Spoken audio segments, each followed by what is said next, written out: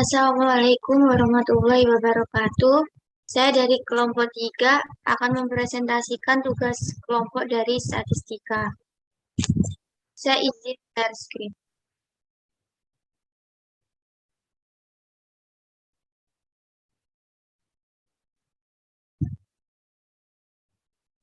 Untuk nama kelompoknya yang pertama yaitu Syarot Hidayati, saya sendiri dengan NIM 090102211020.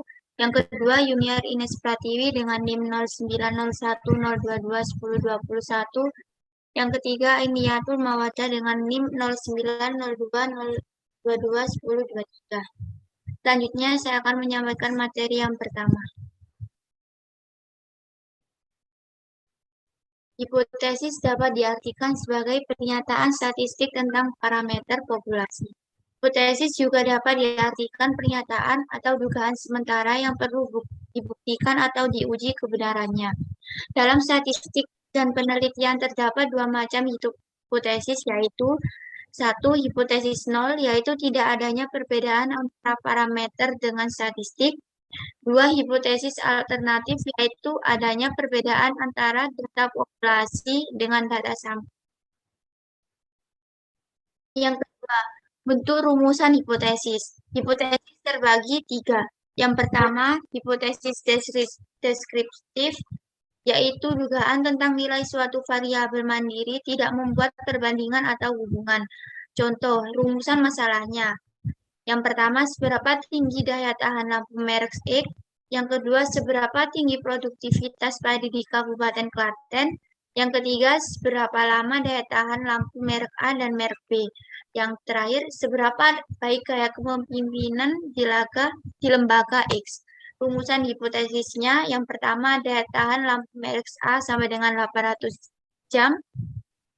Yang kedua, produktivitas beras di Kabupaten Klaten 8 ton. Yang ketiga, daya tahan lampu merek A 450 jam dan merek B 600 jam. Yang keempat, daya kepemimpinan di lembaga X telah mencapai 70% dari yang diharapkan. Yang kedua, hipotesis komparatif, yaitu pernyataan yang menunjukkan dugaan nilai dalam suatu variabel atau lebih pada sampel yang berbeda. Contoh, rumusan masalahnya, adakah perbedaan daya tahan lampu merek A dan merek B? Rumusan hipotesisnya, yang pertama, tidak terdapat perbedaan daya tahan lampu antara lampu merek A dan merek B. Yang kedua, daya tahan lampu merek B. Yang ketiga, daya tahan lampu merek B paling kecil sama dengan lampu merek A. Yang keempat, daya tahan lampu merek B paling tinggi sama dengan lampu merek A. Hipotesis statistiknya, H0 mu1 sama dengan mu2, HA mu1 tidak sama dengan mu2, yaitu rumusan hipotesis uji dua pihak.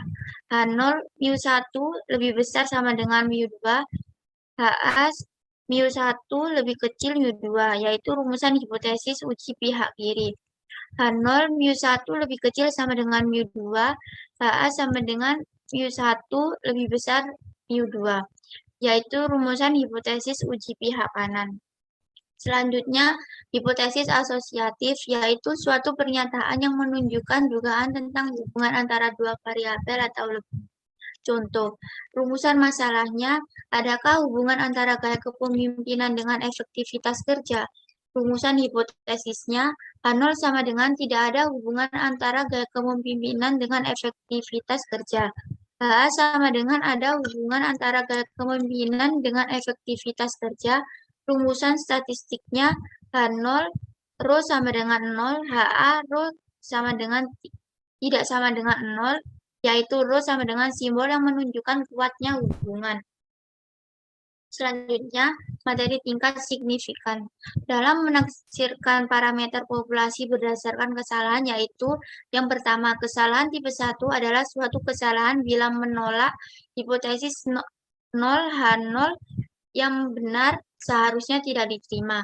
Dalam hal ini, tingkat kesalahan dinyatakan dengan alfa. Yang kedua, kesalahan tipe 2 adalah kesalahan bila menerima hipotesis yang salah seharusnya ditolak. Tingkat kesalahan untuk ini dinyatakan dengan beta. Terima hipotesis, hipotesis benar, tidak membuat kesalahan. Jika hipotesis salah, kesalahan tipe 2.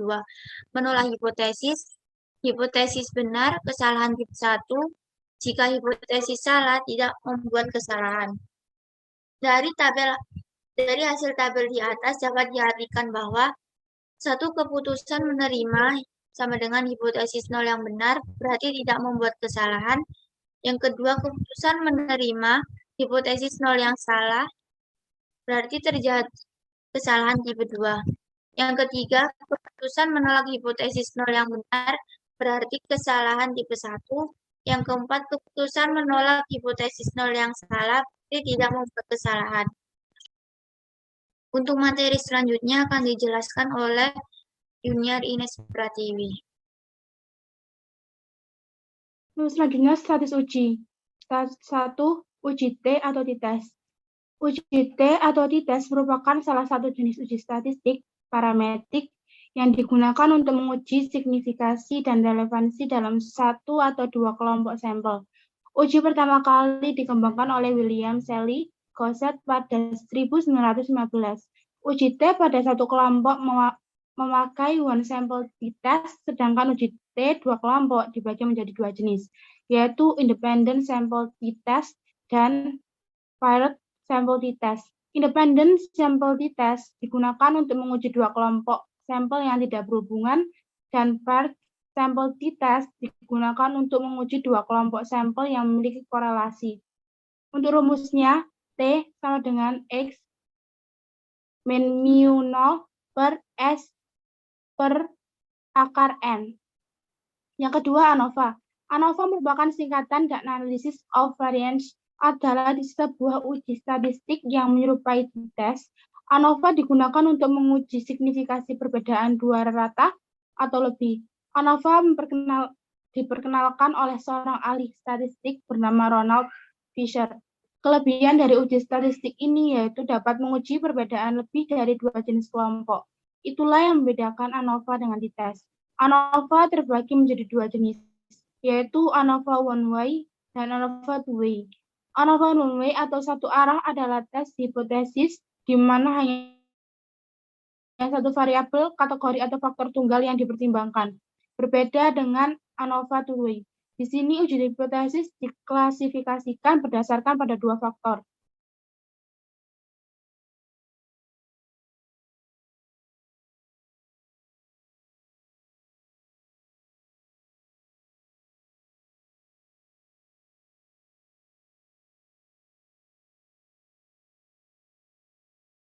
Tiga, analisis regresi.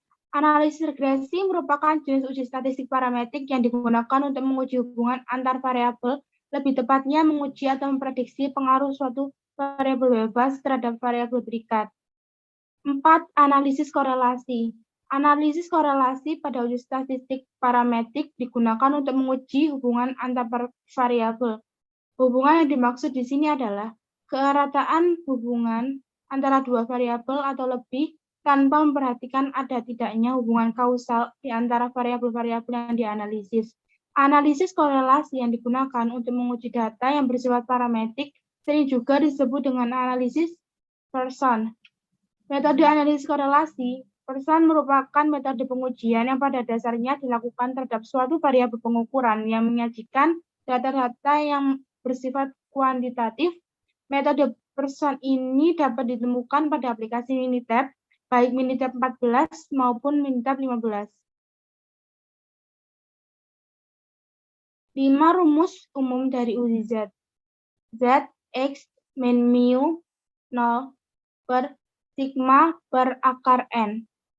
Di mana mu 0 sebuah harga yang diketahui dan ditentukan oleh peneliti, dan Z harga pada daftar distribusi normal baku. 6. Statis uji F. Untuk rumusnya F sama dengan S1 kuadrat per S2 kuadrat, di mana F nilai F hitung, S1 kuadrat nilai varian terbesar, S2 kuadrat nilai varian terkecil. 7. Statistik uji chi-square. X kuadrat sama dengan N-1 S kuadrat per mu kuadrat. Sigma kuadrat.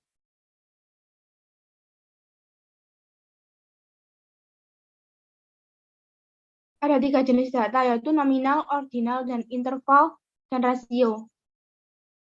Bisa dilihat deskriptif, komparatif, dan asosiatifnya pada tabel berikut. Status uji. 1. Tujuan penelitian, 2. Jenis data, 3. Jumlah sampel, 4. Banyaknya variabel penelitian, 5. Berdasarkan jenis distribusinya.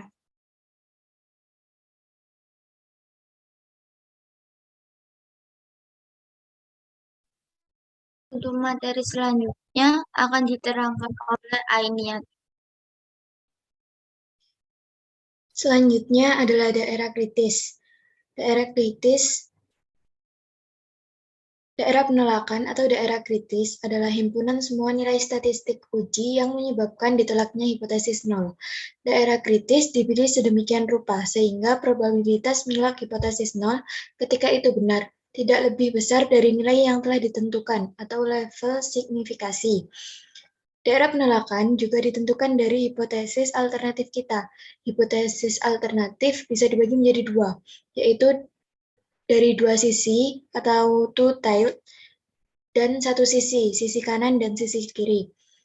Lalu jika hipotesis alternatif mempunyai rumusan tidak sama, maka didapat dua daerah kritis pada ujung distribusi, yaitu kanan dan kiri. Luas daerah kritis atau daerah penolakan pada tiap ujung adalah setengah alfa karena ada dua daerah penolakan. Nah, kriteria pengujian untuk proses ini adalah tolak H0 jika statistik yang dihitung berdasarkan sampel tidak kurang dari daerah penolakan positif atau kanan dan tidak lebih dari daerah penolakan negatif atau kiri. Pengujian untuk ini dinamakan uji dua pihak. Sedangkan untuk hipotesis alternatif yang mempunyai rumusan lebih besar atau lebih kecil, maka distribusi yang digunakan didapat sebuah daerah kritis yang letaknya di ujung sebelah kanan atau sebelah kiri. Luas daerah kritis atau penolakan adalah sebesar alfa. Nah, kriteria untuk pengujian yaitu tolak H0 jika statistik yang dihitung berdasarkan sampel tidak kurang dari daerah penolakan. Pengujian untuk ini dinamakan dengan uji satu pihak.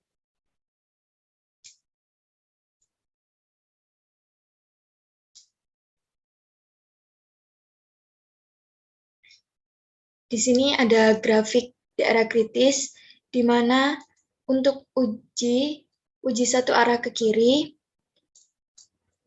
yaitu dengan hipotesisnya H0, mu 1 sama dengan mu 0. Lalu ada H1, mu 1 kurang dari mu 0. Untuk rumus daerah kritisnya, yaitu Z sedemikian hingga Z kurang dari minus Z alfa. Lalu untuk yang uji satu arah ke kanan, hipotesisnya yaitu hipotesis 0, mu 1 sama dengan mu 0. Untuk hipotesis satunya, mu 1 kurang lebih dari mu 0. Dan untuk uji dua arah, hipotesisnya H0, mu 1 sama dengan mu 0, H1 mu 1 tidak sama dengan mu 0.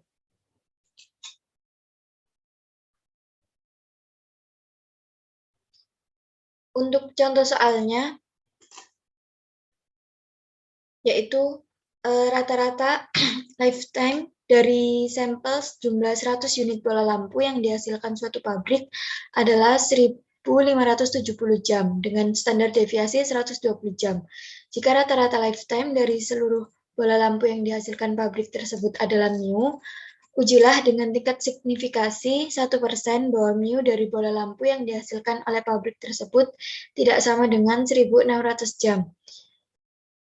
Untuk menjawab soal ini, kita ketahui data statistiknya dulu, yaitu X-bar-nya berarti 1.570.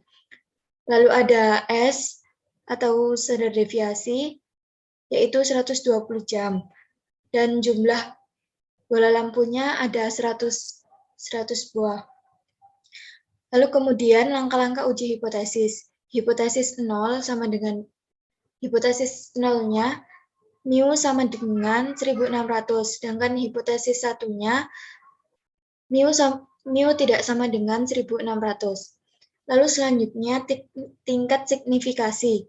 Tingkat signifikasi di mana alfanya sudah diketahui, yaitu 1% atau 0,01.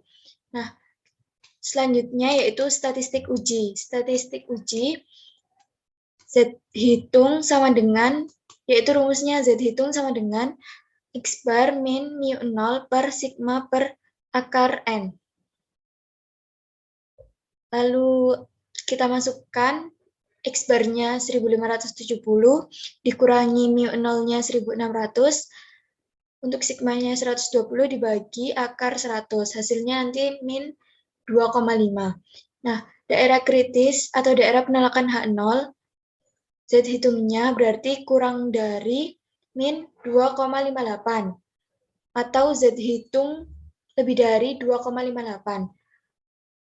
Dapat disimpulkan bahwa karena min 2,58 kurang dari sama dengan Z hitung sama dengan min 2,5 lebih dari 2,58, maka H0-nya ini diterima. Artinya, bisa disimpulkan bahwa rata-rata lifetime dari lampu yang dihasilkan pabrik adalah 1.600 jam dengan tingkat keyakinan 99% atau 0,99. Sekian presentasi dari kelompok kami. Jika ada kesalahan kata atau kalimat, kami mohon maaf. Wassalamualaikum warahmatullahi wabarakatuh.